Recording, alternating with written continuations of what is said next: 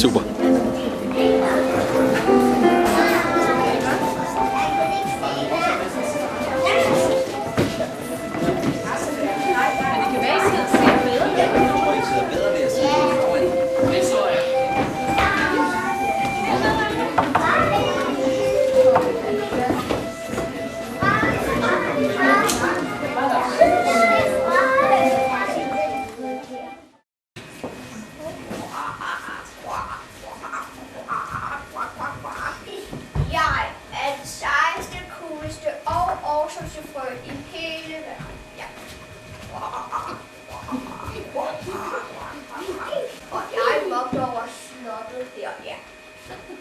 Og herinde bor kongen og dronningen.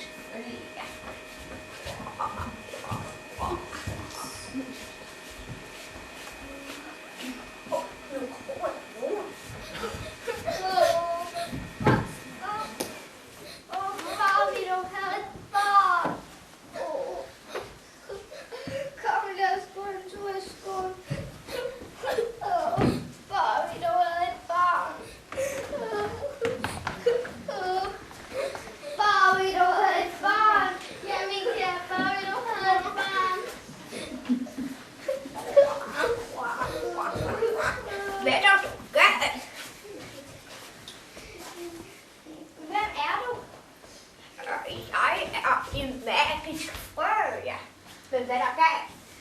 Vi kan ikke få et barn. Nå, måske kan jeg hjælpe. Hvordan? Ja, gå bare på sådan og se, hvad der er der. Det går.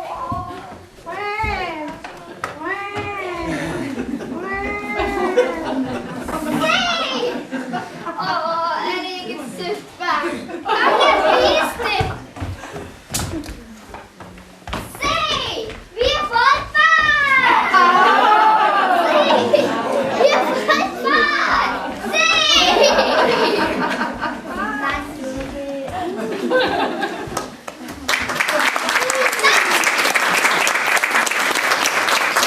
Jamen, så skal vi holde fest!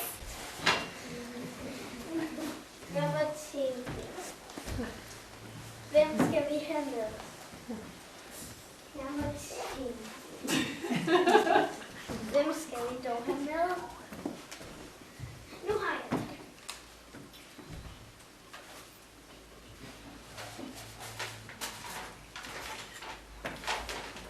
Han skal med, og det skal hun. Selvfølgelig skal han. Her, min kære, husk lige de gode feer. Selvfølgelig. Der. Og hun skal med.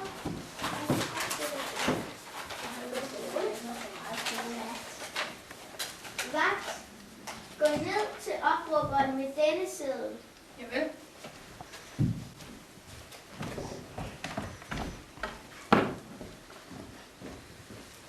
Her er gæstelisten. Javel.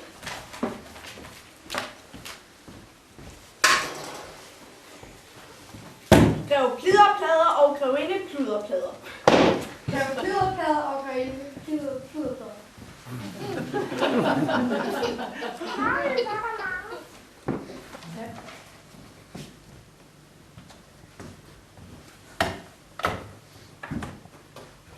Min konge.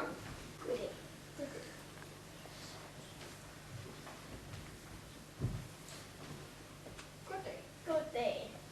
Sikke et nydeligt barn. Ja. Baron von Rosenkål og baronesse Broccoli. Baron von Nettekold og broccoli.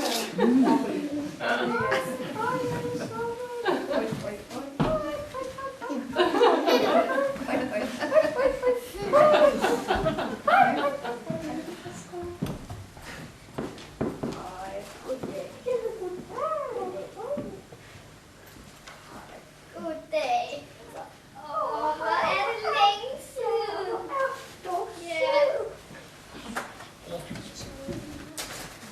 Oberst Sildesalat og fru Gerda. Oberst sildesalat og fru Gerda. Nej, hvor er det bare smart.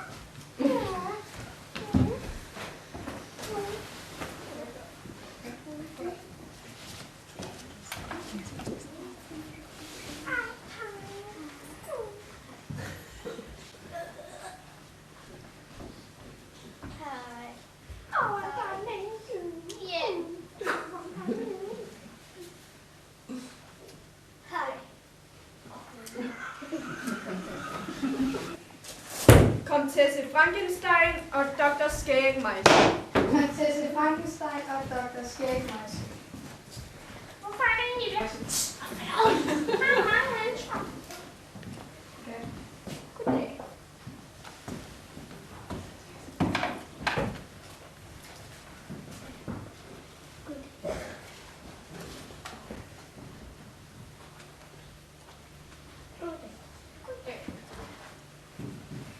Nej, hun har dine øjne. Ja. De gode feer, Isabella og Lilje. De gode feer, Isabella og Lilje.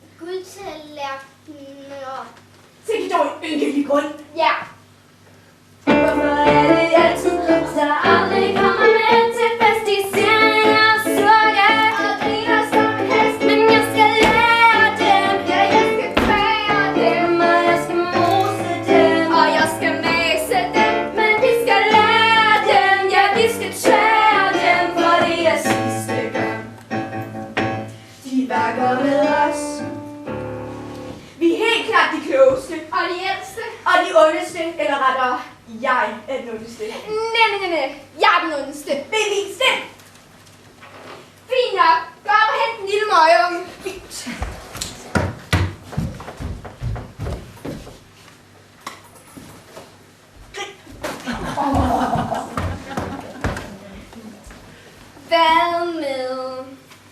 Hun skal være forkølet for evigt. Hvor er det ynkeligt? Hun skal have en dårlig hårdag for evigt. Hun vil aldrig få nogen venner. Nej, jeg ved det.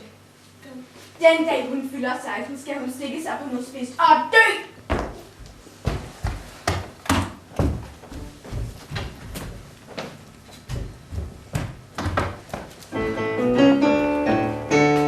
Men nu vil vi hævne os, for vi vil nemlig ærmestens prinsessens liv. Det ender trist, og vi vil lige til sidst. For jeg skal lære dem, ja, jeg skal tvære dem, og jeg skal mose dem, og jeg skal mase dem. Men vi skal lære dem, ja, vi skal tvære dem, for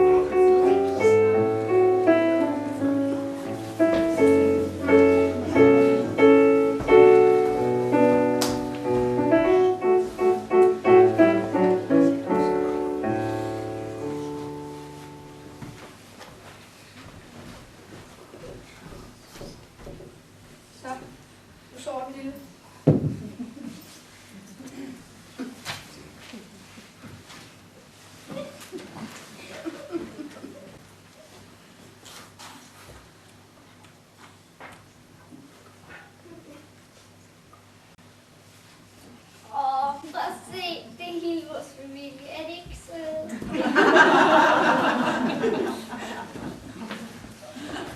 Det er vist den nye måde. Jeg tror ikke, hvad de kan finde på.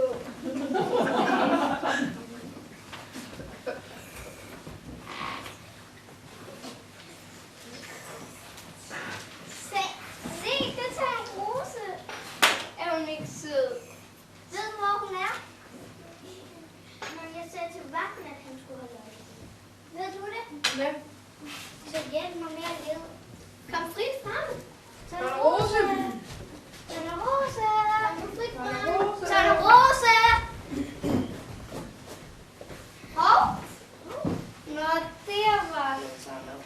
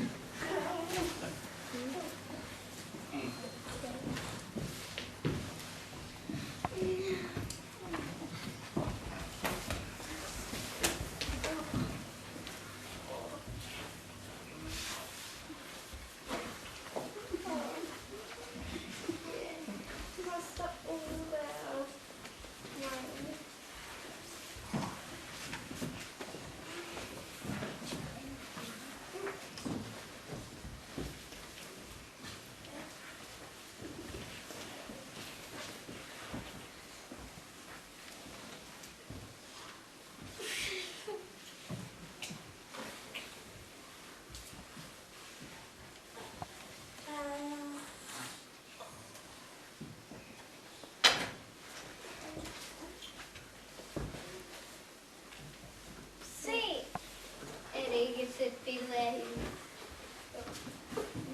Har du set hende for nylig? Har du? Ja. Tønder Rose. Tønder Rose! Kom nu frit frem, vi lader ikke hjemlejs.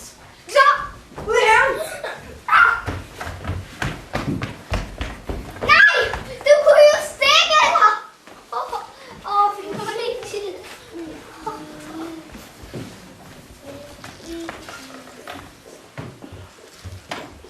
Tønder Rose, nu sidder du der. Vi blev så bange.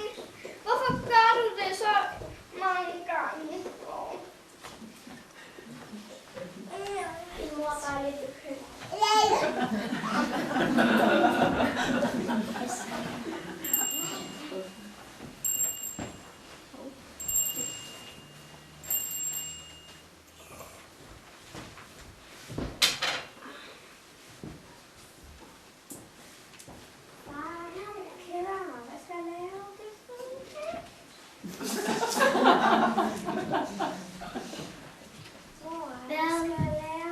Spørg vagten, når han vil læse en historie.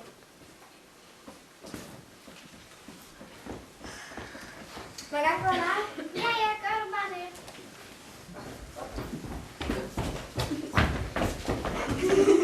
Må jeg gerne få en leg?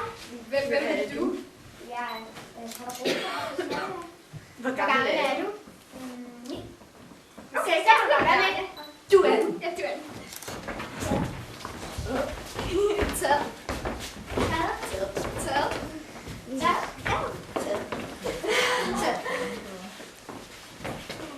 Tag. Se, er Tønder Rose ikke bare blevet... Hey, lytter du? Er Tønder Rose ikke bare blevet stor? Jeg har jo set hende. Ved du, om vagten har det? Du skal have lov til at gå ud for dig. Hvad? Skal du gøre det selv? Det gjorde jeg ikke. Jo. Tønder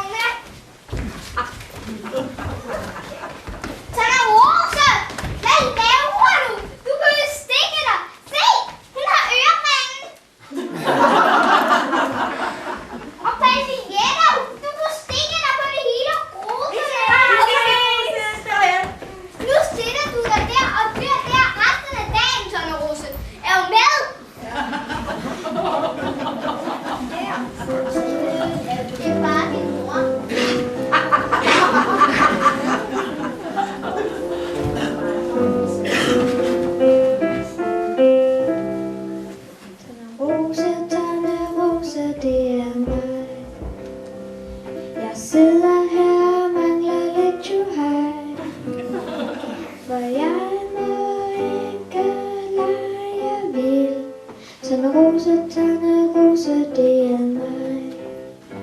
Tannerose, det er mig. De siger, at jeg ikke må stikke mig, så det bliver kun til stille leg. Tannerose, det er mig.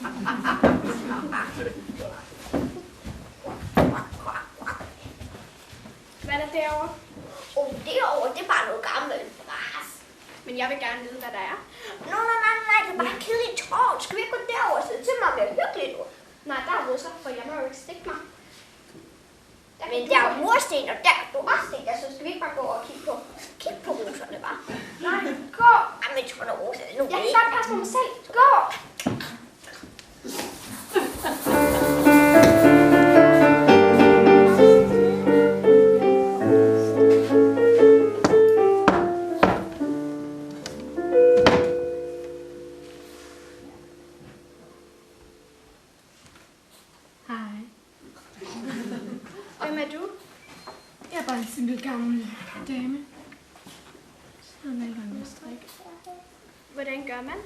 Jo, ser du, man gør bare sådan her. Kunne de ikke tænke dig at prøve? Jo. Så den lille pige skulle da have et tørklæde. Ja. Jeg går lige op på slottet og øver mig, så kan jeg vise det til mine forældre. Ja, og sov godt. Eller jeg mener, selvfølgelig. Ha' det godt.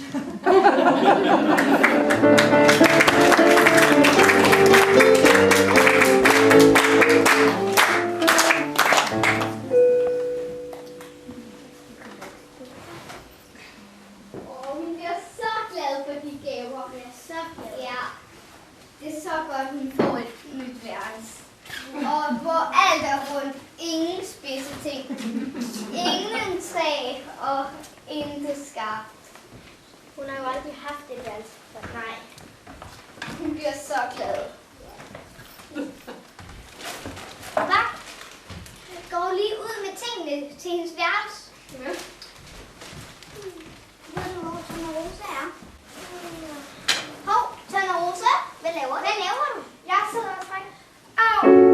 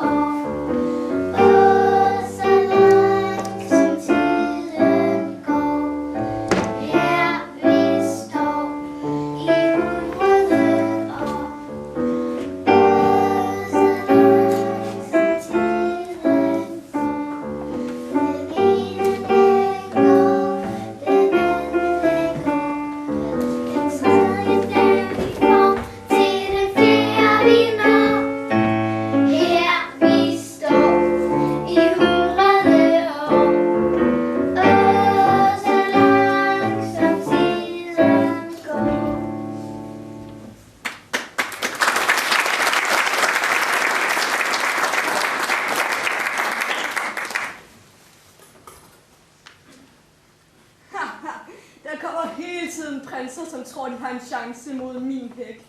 Man skal være et fjols, hvis man tror, man kan komme ind til Tønderhuset.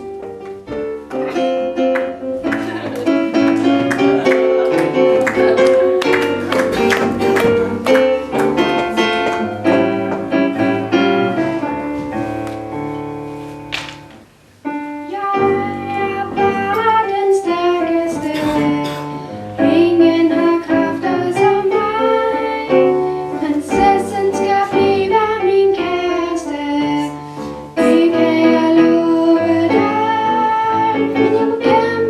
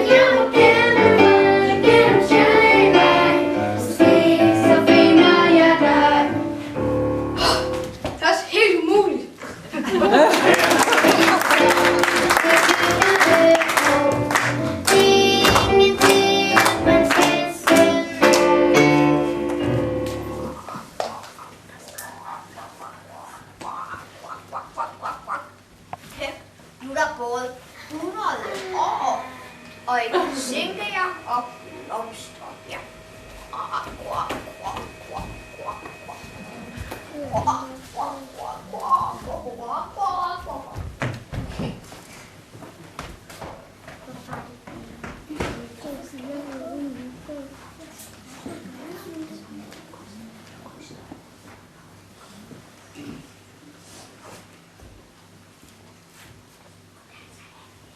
Nå, prøv lige igen.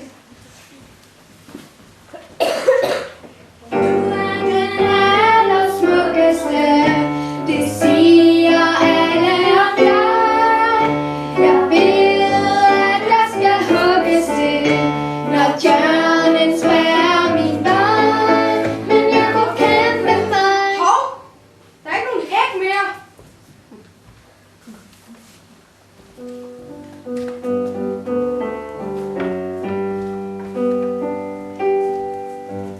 Rose, er det dig? Du er så smuk, at jeg må elske dig. Jeg kan ikke tro det. Rose, er det dig?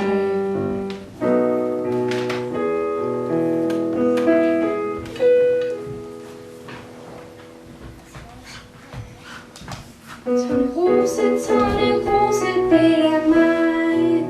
Jeg bliver varm, når du kigger hen på mig.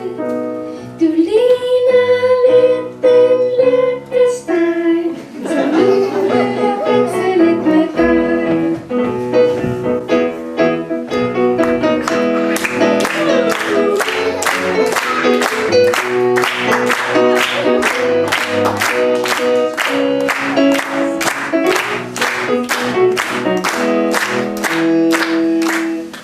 Er du gift eller med mig? Jeg må først lige spørge mine forældre.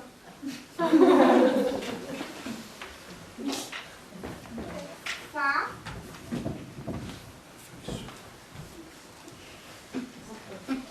Mor? Far? Prinsen spørger, om jeg vil giftes med ham. Hvad for en prins? Ham der, han vækkede mig. Ja, er det en stor kærlighed? Ja. Jeg er en stor kærlighed. Så må du selvfølgelig spørge. Jamen så det er der holder! Kom alle med med!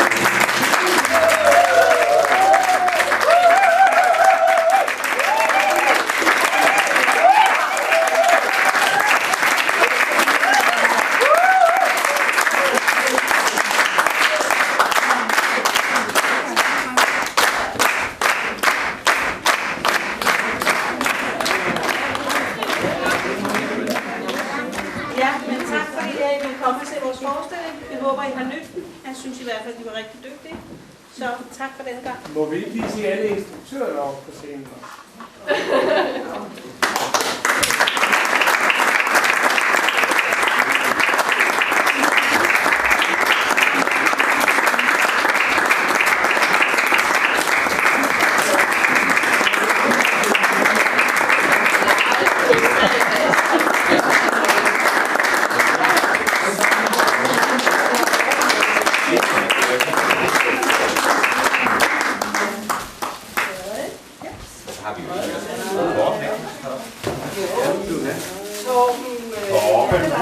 Og der er også en lydmand herovre.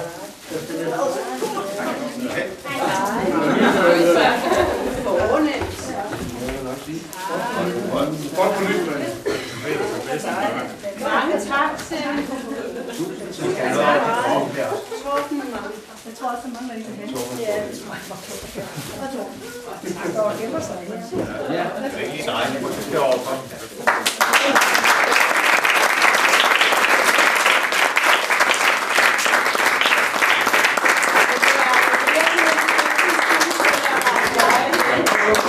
Vi kan lige få en ekstra hånd til.